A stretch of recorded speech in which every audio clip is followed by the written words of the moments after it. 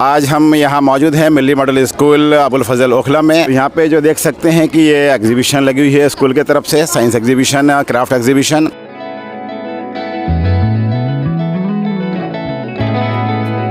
क्या बनाया आपने? अच्छा, देख सकते हैं बच्चों ने बड़े ही मेहनत से यहाँ काम किया है। जौहरी ने उन सब के हीरे को सही से देखा। मैं राजस्थान को रिप्रेजेंट कर रही हूँ, तमिलनाडु को रिप्रेजेंट कर रही हूँ, कश्मीर को रिप्रेजेंट कर रही हूँ। जो अर्थ की टेक्टोनिक प्लेट्स होती है जब वो हिलती है तब अर्थ को आता है। Power plant use this same principle in real life. We are here to present a model of green energy. जब ये मूव करती है इस तरह से लाइक दिस, ये बारिश का पानी है जो पॉल्यूशन एयर को क्लियर करती है और एक फ्रेश हवा बाहर निकालती है।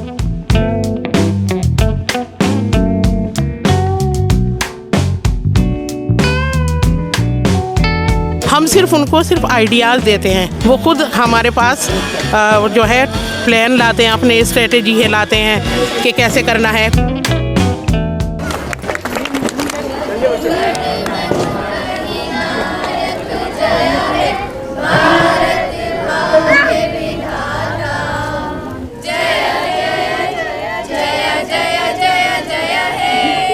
Assalamualaikum warahmatullahi wabarakatuh। My name is Mishkat। I am from class 11 and हमने आज हज के तमाम स्टेप्स का मॉडल बनाया है।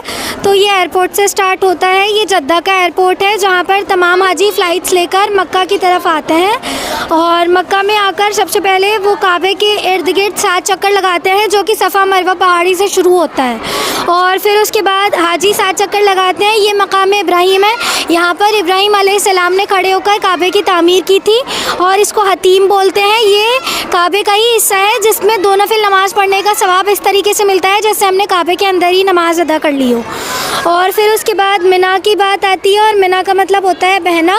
यहाँ पर कुर्बानी होती है और कुर्बानी के बहने यानी उसका जो खून बहता है उससे डिफ़ाइन किया जाता है बहने को और यहाँ पर 5 दिन रुका जाता है। फिर उसके बाद ये अरफात के मैदान में हाजी तो सब जमा होते हैं। ये मस्जिद निमरा है, यहाँ पे हुजूर सल्लल्लाहु अलैहि वसल्लम ने खुतबा दिया था जिस पर अब मस्जिद की तामीर कर दी गई है। ये जबल रहमत है, यहाँ पर बैठ के हुजूर सल्लल्लाहु अलैहि वसल्लम ने चंद अहम कीमती बातें बताई थी सहाबा रज़ियल्लाहु को और यहाँ पे ऊँटनी भी अल्लाह के नबी की बांधी थी। ये मुज़दलिफ़ा है। मुज़दलिफ़ा में हाजी जो आ जाते हैं जब उसके बाद ये 9 ज़िलहिज्जा को आते हैं और तमाम हाजी जो है वो आराम करते हैं, थोड़ा सा रेस्ट करते हैं और फिर उसके बाद वो शैतान को मारने के वो यहाँ पर मुज़दलिफ़ा में 9 ज़िलहिज्जा को आते हैं। सूरज जब गुरूब हो जाता है और फिर इशा और मगरिब की नमाज अदा करते हैं और फिर उनको शैतान को पत्थर मारने के लिए यहाँ से कंकरियाँ चुनते हैं। रमी का अमल 10 ज़िलहिज्जा से शुरू होता है। ये तुलू आफ्ताब से ज़वाल तक रहता है, फिर ज़वाल के बाद मगरिब तक रहता है। मगरिब के बाद कंकरी मारना मकरूह है।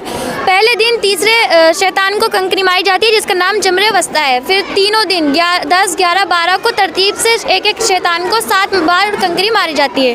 फिर इसके बाद हाजी कुर्बानी करते हैं 10, 11, 12 में। उसके बाद फिर वो अपने मर्द हजरात जो होते हैं वो हलक करवाते हैं। अगर उनको अपने पूरे बाल नहीं मुंडवाने तो वो अपने चौथाई सर के बाल भी कटवा सकते हैं। फिर औरतों के लिए कसर होता है यानी कि बाल कम करवाना। फिर इसके बाद वो मीना वापस चले जाते हैं। मीना के बाद वो अपने होटल जा सकते जी। ये सूरह नहल का 68 और 69 आयत का तर्जुमा है और इसमें शहद की मक्खियों के बारे में जिक्र किया गया है कि वो अल्लाह ताला की तरफ से हम मुसलमानों के लिए एक बहुत ही अजीम नेमत है और इसमें किस तरह वो फूलों से रस चूस कर अपने पेट में भरकर शहद को तैयार करती हैं। मेरा नाम इंशारा, मैं क्लास 12 की स्टूडेंट हूँ। ये जो हमने मॉडल बनाया है through the eyes of travellers हमारी क्लास 12 हिस्ट्री की बुक पर बेस्ड है। उसमें एक चैप्टर है, इसमें हमने 3 ट्रैवलर्स दिखाएँ, अल-बैरूनी, इब्न बतूता, फ्रांसिस बर्नियर। ये इंडिया में जब आए इन्होंने उसके बारे में जो लिखा, जो इन्होंने यहाँ पर ऑब्ज़र्व किया। उसमें पहले हमारे अल-बैरूनी, ये इंडिया में आए थे 11वीं सेंचुरी में, बहुत वेल एजुकेटेड थे ये। इन्होंने इंडिया में आकर कास्ट सिस्टम देखा, इन्होंने अपनी बुक लिखी किताबुल हिंद जो अरबिक में है। इसमें संस्कृत ट्रेडिशंस के बारे में इन्होंने सब कुछ बताया है। इसमें 80 चैप्टर्स हैं, हर चैप्टर बहुत इंटरेस्टिंग क्वेश्चन के साथ शुरू होता है और इन्होंने बताया कि अगर कोई इंसान इंडिया के लोगों के बारे में, ट्रेडिशन कल्चर के बारे में जानना चाहता है तो वो इस बुक को पढ़कर अच्छी खासी नॉलेज गेन कर सकता है। फिर इन्होंने कास्ट सिस्टम के बारे में बताया कि अलग अलग कास्ट थी जैसे ब्राह्मण, क्षत्रिय, वैश्य, शूद्र। इनके अलग अलग काम थे जैसे ब्राह्मण प्रीस्ट मॉन्क्स होते थे, क्षत्रिय रूलर्स किंग्स होते थे, वैश्य ट्रेडर्स, मर्चेंट्स, फार्मर्स और शूद्र जो होते थे थे उनको अनटचेबल माना जाता था। ये चीज़ इनको यहाँ पर नहीं लगी। इन्होंने बोला कि ऐसी सेम कास्ट सिस्टम ईरान वगैरह में भी था, लेकिन वहाँ पर बस इतना डिफरेंस था कि अनटचेबिलिटी का कोई कॉन्सेप्ट नहीं था। मेरा नाम महक है और नेक्स्ट ट्रैवलर आते हैं Ibn Battuta. Ibn Battuta Moroccan traveller थे जो इंडिया में 14th सेंचुरी में आए। इंडिया में जब वो आए थे, इंडिया में आने से पहले उन्होंने बहुत सारी कंट्री का ट्रैवल वो कर चुके थे, जैसे Iran, Iraq, Syria, Yemen, Oman और बहुत सारी कंट्रीज़ का। इंडिया में जब वो आए तो उन्होंने बहुत सारी चीज़ों को अनफेमिलियर देखा, जैसे कि कोकोनट ट्री देखा और पान का पत्ता उन्होंने देखा, उसे उन्होंने कभी देखा नहीं था।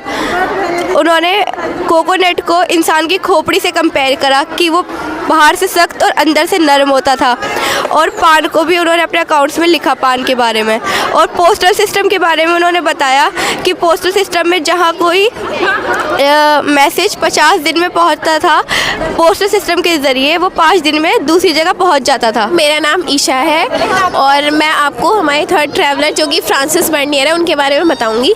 फ्रांसिस बर्नियर 17th सेंचुरी में आए थे इंडिया में, और उन्होंने इंडिया को पूरे 12 ईयर्स विज़िट किया, और उन्होंने इंडिया में कुछ चीज़ें देखी, जैसे कि सती सिस्टम है। सती सिस्टम है जिसमें कि अगर किसी के शौहर का इंतकाल हो जाता है तो उसकी बीवी को भी उसके साथ जला देते हैं। और एक देखा उन्होंने इंडिया को यूरोप से कंपेयर किया कि इंडिया इतना डेवलप नहीं था उस टाइम पे यूरोप के हिसाब से, तो उन्होंने इसलिए इंडिया को यूरोप से कंपेयर करा अपनी कंट्री को ज़्यादा अच्छा दिखाने के लिए। उन्होंने एक बुक भी लिखी जिसका नाम है travellers in the Mughal empire. इन्होंने इस बुक को इसलिए लिखा, इस बुक में इन्होंने ये बताया कि इंडिया का लैंड रिफॉर्म, कल्चर, सती वगैरह ये सब कैसा है। और जो फ्रांसिस बर्नियर थे वो एक फ़िलासफ़र थे, डॉक्टर थे, इंजीनियर थे। My name is Alina Malik and I am from class 12th। आज हमने मॉडल बनाया है unity in diversity of India, जिसमें हमने 4 स्टेट को रिप्रेजेंट किया है, पंजाब, कश्मीर, तमिलनाडु एंड राजस्थान। तो सबसे पहले मैं बता देती हूँ unity in diversity of India के बारे में। हमने 2 चीज़ों के बारे में इसमें दिखाया है। सबसे पहले कल्चरल डाइवर्सिटी और दूसरा है फिज़िकल डाइवर्सिटी। कल्चरल डाइवर्सिटी में 3 चीज़ें आती हैं, फूड, फेस्टिवल एंड यहाँ का जो ड्रेसअप है वो। और फिज़िकल डाइवर्सिटी में यहाँ का लैंड रिफॉर्म आता है। तो कल्चरल डाइवर्सिटी में मैं पंजाब के बारे में बताती हूँ। यहाँ पे हमने पंजाबी ड्रेसअप दिखाया है जो है शलवार कमीज़, और जो जेंट्स होते हैं वो अपने सर पर ऐसे टर्बन पहनते हैं। और यहाँ का फेमस फूड है सरसों का साग और मक्के की रोटी। यहाँ का जो फेस्टिवल है फेमस वो है लोहड़ी। ये साल के स्टार्टिंग में सेलिब्रेट किया जाता है और ये फसल कटने के बाद सेलिब्रेट किया जाता है। ये लोहड़ी की आग जलाकर इसके चारों तरफ चक्कर लगाते हैं और इसमें मूंगफली, गज्जक, पट्टी वगैरह जलाते हैं। मैं राजस्थान को रिप्रेजेंट कर रही हूँ। राजस्थान की फेमस डिश दाल बाटी चूरमा और गट्टे की सब्ज़ी है। वहाँ पे लोग घाघरा चोली और अंगरखा पगड़ी पहनते हैं। वहाँ के प्रमुख त्यौहार गंगौर तीज एंड पुष्कर मेला है। और गर्म मौसम के कारण वहाँ के घर मिट्टी और पत्थर से बने हुए हैं जो कि ठंडक मिलती है। मैं तमिलनाडु को रिप्रेजेंट कर रही हूँ। ये साउथ इंडिया में लोकेटेड है। यहाँ तमिल भाषा बोली जाती है। यहाँ का फेमस फूड इडली, डोसा और सांभर है। यहाँ के मंदिर और घर द्राविडियन स्टाइल में बने होते हैं। यहाँ का फेमस फेस्टिवल पोंगल है। यहाँ ज़्यादातर लोग धोती और साड़ी पहनते हैं और ये अपनी कला और परंपराओं के लिए मशहूर है। मेरा नाम निदा है और मैं आज वो कश्मीर को रिप्रेजेंट कर रही हूँ। कश्मीर जो है अपनी पहाड़ियों और ठंडे मौसम के लिए मशहूर है। यहाँ के घर लकड़ी और पत्थर के बने होते हैं और यहाँ का फेमस फूड जो है यखनी और रोगन जोश और कहवा है। यहाँ का फेमस फेस्टिवल ईद, बैसाखी और नवरोज़ है। कश्मीर जो है भारत की सुंदरता और संस्कृति को दर्शाता है। I am Maisha. I am Fiza. We are from class 9। We are here to present a model of green energy. Green energy का मतलब इको फ्रेंडली और क्लीन एनर्जी को बोलता है ग्रीन एनर्जी। जो कि हमें नेचर से मिलती है, जैसे solar, wind, water and biomass. इसका सबसे बड़ा बेनिफिट होता है कि पॉल्यूशन कम हो जाता है और एनवायरनमेंट साफ़ रहता है। फॉसिल फ्यूल से पॉल्यूशन और ग्लोबल वार्मिंग बढ़ती है, मगर ग्रीन एनर्जी से कार्बन इमिशंस कम होते हैं। आजकल इंडिया में सोलर पैनल्स और इलेक्ट्रिक व्हीकल्स का यूज़ बहुत बढ़ रहा है, जो फ्यूचर में बहुत ही हेल्पफुल और इम्पॉर्टेंट है। ग्रीन एनर्जी रिन्यूएबल होती है जो कभी ख़त्म नहीं होती। My name is Maria Khan from class 9th. And my name is Asifa and I'm also from class 9th. And we both prepare convenient belt. So basically ये क्या करती है जब ये मूव करती है इस तरह से लाइक दिस, तो ये बेसिकली इसका काम होता है एक मटेरियल को दूसरी जगह, एक जगह से दूसरी जगह तक पहुंचाना। ये बेसिकली एयरपोर्ट्स में होती है, इंडस्ट्रीज़ में होती है और भी बहुत सारी जगह होती है। इसका मेन फ़ायदा यही है कि ये बहुत कम टाइम में एक मटेरियल को दूसरी जगह पहुंचा देती है। लेकिन हैवी सब्सटेंस को भी पहुंचा सकती है, but as a good reference we use light substance to show the reference of the project and I think it's enough for the knowledge. So Asifa हमें टाइप्स बताएंगी कन्वीनर बेल्ट्स के कि वो टाइप्स कौन कौन से होते हैं। कन्वेयर बेल्ट्स के बहुत सारे टाइप्स होते हैं, जैसे कि फ्लैट कन्वेयर बेल्ट्स जो कि फैक्ट्रीज़ एंड असेंबली लाइंस में यूज़ होती हैं, एंड रोलर जो एयरपोर्ट्स में यूज़ होते हैं, एंड इंक्लाइंड जो एक ऑब्जेक्ट को अपवर्ड मोशन के लिए यूज़ होते हैं, एंड मैग्नेटिक कन्वेयर्स जो मैग्नेट ऑब्जेक्ट्स के लिए यूज़ होते हैं, एंड प्लास्टिक जो फूड इंडस्ट्रीज़ में यूज़ होते हैं। जो मटेरियल यूज़ होते हैं इसमें वो बेसिकली रबर होते हैं, पीवीसी एंड स्टील, एंड जो रबर के जो कन्वेयर बेल्ट्स होते हैं वो बहुत ही कॉमन होते हैं बिकॉज वो स्ट्रॉन्ग एंड फ्लेक्सिबल होते हैं, एंड जो स्टील के जो कन्वेयर बेल्ट्स होते हैं वो थोड़े रेयर होते हैं बिकॉज वो सिर्फ हैवी ऑब्जेक्ट्स यूज़ करने के लिए होते हैं। एंड जो डिसएडवांटेजेस है इसके वो है कि इसको बनाने के लिए बहुत कॉस्ट चाहिए होता है, एंड अगर इसमें कोई भी चीज़ ख़राब हो जाए तो इसका एंटायर फंक्शन मेसअप हो जाता है, एंड इसे रेगुलर मेंटेनेंस की ज़रूरत है। ये हमारे प्रोजेक्ट का नाम है rain water harvesting. Rain water harvesting means collecting and storing rain water for future use instead of letting it go waste. Rain water is not harmful for us because it is natural and clean water. Suppose करिए ये बारिश का पानी है और ये जब बारिश होगी तो फिर ये पानी पहले ऊपर स्टोर होगा, फिर स्टोर होने के बाद ये फिल्टर होएगा।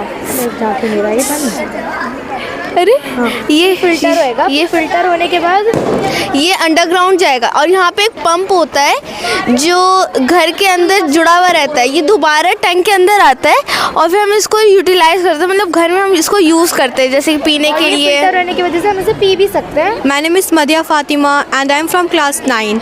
सो ये है कार्बन प्यूरीफाई जो पॉल्यूशन एयर को क्लियर करती है और एक फ्रेश हवा बाहर निकालती है। ये है फैक्ट्री।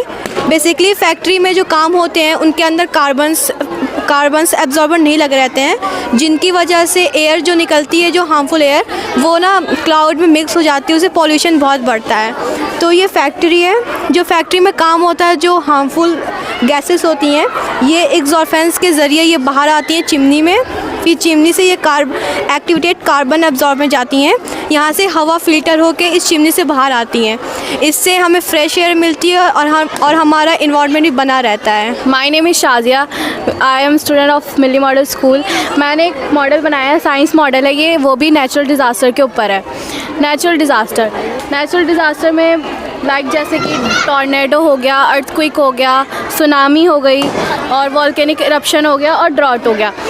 जो टॉर्नेडो होता है वो आता है जब वो वार्म विंड्स और कोल्ड विंड्स जब मिक्स हो जाती है तब टॉर्नेडो बनता है, और टॉर्नेडो से बहुत सारे डैमेजेस होते हैं।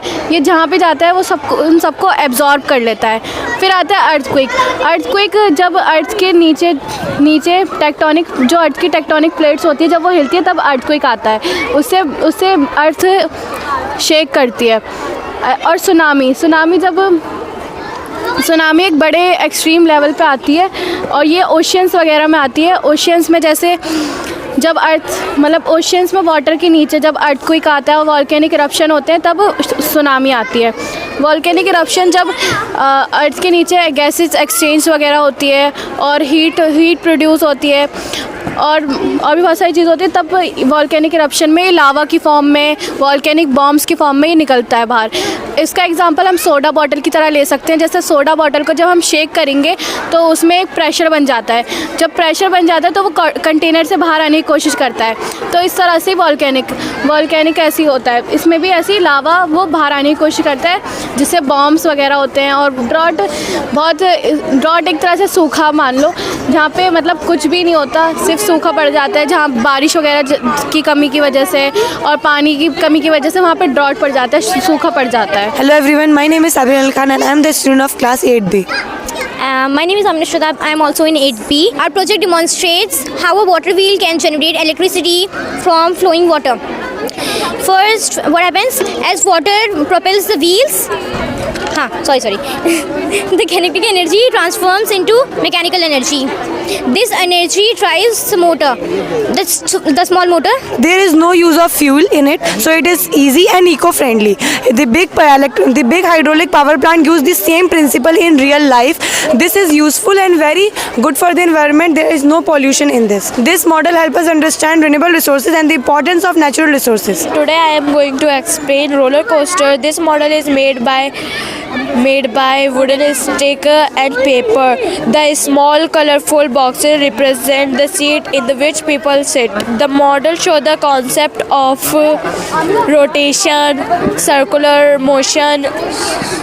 motion, gravity, balance. मेरा नाम शाहिदा परवीन है। मैं यहाँ मिली मॉडल स्कूल में साइंस की टीचर हूँ। हम सिर्फ उनको आइडियाज़ देते हैं, टॉपिक बताते हैं। वो खुद हमारे पास जो है प्लान लाते हैं, अपने स्ट्रेटेजी है लाते हैं कि कैसे करना है। ये सब उन्हीं का आइडिया है, उन्हीं की क्रिएशन है बच्चों की। बच्चे सिर्फ रीडिंग और लिसनिंग से कर रहे हैं।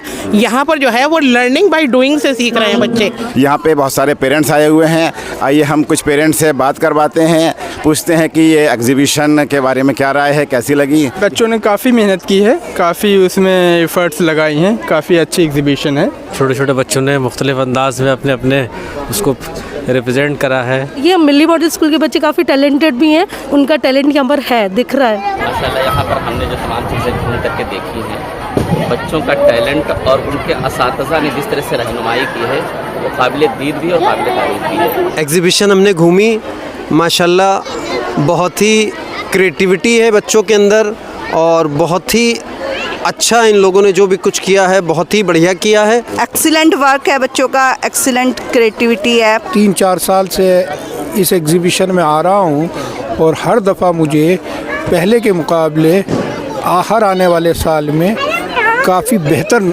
नज़र आता है। मुझे सर ने इनवाइट किया तो मैंने यहाँ पे आके देखा कि 9th और 10th क्लास के बच्चे हैं, 8th क्लास के बच्चे ज़्यादातर, लेकिन उनका टैलेंट 9th और 10th के बराबर है। मैंने देखा है इस चीज़ को। सर अभी आपने एग्जीबिशन जो देखी, आपकी राय क्या है सर आज के बच्चों के टैलेंट के बारे में? देखिए, मेरा ये इस स्कूल में पहला विज़िट है। इब्राहिम साहब ने जब मुझसे कॉन्टैक्ट किया तो मेरी खुशी कोई इतना नहीं रही। मैं देखा था मिली स्कूल अपने आप में बेमिसाल स्कूल साबित किया। जो मैंने बच्चों से इंटरेक्शन किया, यहाँ के बच्चे बहुत ही क्रिएटिव हैं, इनोवेटिव हैं, उनके पास आइडियाज़ हैं। उससे बड़ी बात यह है कि टीचर जो है उनको अच्छी रहबरी दे रहे हैं। खुशी की बात है ये बच्चे आगे चल के इंशाल्लाह बहुत नाम कमाएंगे और अपनी ज़िंदगी में कामयाब होंगे। और स्कूल को थोड़ा सा मोटिवेट करना चाहिए। अभी ये स्कूल CBSE से एफिलेटेड नहीं है। इसकी इमेज बनाने के लिए इनको CBSE से एफिलेशन ले लेनी चाहिए। सो जो है इसकी विजिबिलिटी जो है इन अराउंड ओखला जो है वो बढ़ जाएगी आपकी। सर जो आपने बच्चों का यहाँ टैलेंट देखा, बच्चों ने अलग मॉडल बनाए हैं, इन बच्चों के बारे में, इन बच्चों के लिए क्या मैसेज देना चाहेंगे? देखिए, मैंने बताया ना, यहाँ के जो बच्चों ने अपने मॉडल बनाए हैं वो लाजवाब अपने आप में। वो सोशल इश्यूज़ में बहुत से प्रोजेक्ट उनके हैं, कुछ इनोवेटिव आइडियाज़ हैं, कोई हिस्टोरिकल इवेंट्स से उन्होंने लिखी है, कुछ विजुअल प्रेजेंटेशन भी बच्चों का बहुत अच्छा है। यहाँ के बच्चे नो डाउट बहुत टैलेंटेड हैं, अल्लाह ने उनको बहुत हुनर दिया है। साथ साथ जो टीचर्स हैं उनको ट्रेन कर रहे हैं, उम्मीद है उनकी मेंटरिंग प्रॉपर्ली करते रहेंगे। ये बच्चे आगे जाके ज़रूर बहुत कामयाब होंगे। जिस तरह से उन लोगों ने एक छोटा सा प्ले प्रेजेंट किया, प्रेजेंटेशन था, वो अपने आप लाजवाब था। एक छोटा सा बच्चा इस तरह से प्रेजेंट कर रहा था जैसे मालूम होता है बहुत ही प्रोफेशनल है वो अपने आप में। तो ये बच्चे आगे चल के बहुत कामयाब हो गए इंशाल्लाह। अगर इनकी रहबरी मिलती रहे, इनको टैलेंट मिलता रहे, इनको मेंटरिंग मिलती रहे। देखिए, स्कूल की जो एग्जीबिशन लगती है ये एनुअल फीचर है और ये तो हर साल का इवेंट है। हमारे बच्चे बड़ा मेहनत करते हैं, बहुत अच्छे अच्छे मॉडल्स बनाते हैं। आपने देखा साइंस के मॉडल आपने देखे, आपने लैंग्वेजेस पे भी देखे, आपने सोशल साइंस के भी देखे। तो और किड्स का जो सेक्शन है वो ज़रा देखिए, तो बहुत अच्छा बच्चों ने कोशिश किया है। तो वही है कि बच्चे हमारे कितने टैलेंटेड हैं वो हमें उजागर करना है, दिखलाना है। आप जैसे लोग आते हैं, देखते हैं, तो हमें भी अच्छा लगता है। अगर हमारी टीचर्स बहुत मेहनत करती हैं, टीचर्स की गाइडेंस में बच्चे हमारे तैयार करते हैं। अल्हम्दुलिल्लाह ये हर साल का एक इवेंट है, होता है। सर, हमने देखा यहाँ पे माशाल्लाह बच्चों ने साइंस के भी, उसके अलावा सब्जेक्ट वाइज भी बड़े अच्छे से मेहनत की है। इससे लगता है कि स्कूल के मतलब टीचर्स ने बच्चों को जो समझाया, बच्चों ने अपने हाथ में बड़ा अच्छा मेहनत किया। सर, आप क्या मैसेज देना चाहेंगे पेरेंट्स को भी और बच्चों के लिए भी? नहीं, हम तो सिर्फ इतनी बात कहेंगे, देखिए हमारा स्कूल भले ही गरीब बच्चियाँ पढ़ती हों, और जो हमारे फीडिंग है एक्चुअली बहुत ही गरीब बच्चियों की है, लेकिन आप इन बच्चों को देख करके आप ये नहीं कह सकते कि ये किसी तरह से किसी से कम है। पेरेंट्स बेचारे गरीब होने के बावजूद हमारे यहाँ बड़ी जो बच्चे भेजते हैं, बहुत ही ठीक है, उनके पास पैसा कम है, जहाँ ज़रूरत होती है हम मदद करते हैं, लेकिन वो सिर्फ मेहनत करें और बच्चों को पढ़ाएं। तालीम सबसे ज़रूरी चीज़ है। ये उनके लिए बहरहाल एक मैसेज है कि वो तालीम के लिए जो भी कर सकते हैं, अपना मोबाइल भले ही चार्ज ना कराएं, टीवी के पर पैसा भले ही ना खर्च करें, खाने में कुछ कमी हो जाए, लेकिन तालीम पर पैसा उनको खर्च करना चाहिए और तालीम ज़रूरी है। बाकी हम मदद करेंगे जहाँ भी ज़रूरत होगी। अगर किसी के फीस उनके पास नहीं है तो हम फीस माफ़ करेंगे, हम किताबें भी देंगे, हम उनको ड्रेस भी देंगे, जूते भी देंगे, सब कुछ देंगे, लेकिन पढ़ना उनको ज़रूरी है। तो एक मैसेज ये जाना चाहिए कि पढ़ें वो।